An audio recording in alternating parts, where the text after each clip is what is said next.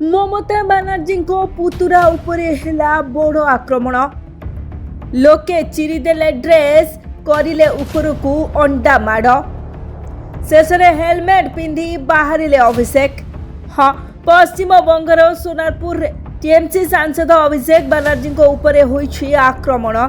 निर्वाचनी हिंसा रे पीड़ितों को भेटिबाकू जाइथिले, हेले निजे हिंसार शिकार हेले।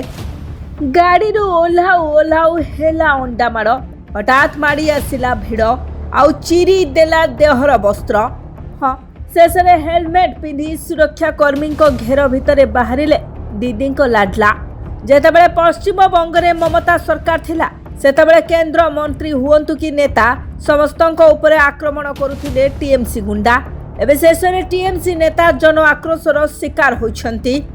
टीएमसी सांसद तथा बंगर पूर्वतन मुख्यमंत्री ममता बानर्जी पुतुरा अभिषेक बानर्जी निज दलर जड़े मृतक कार्यकर्ता घरे पहुंची।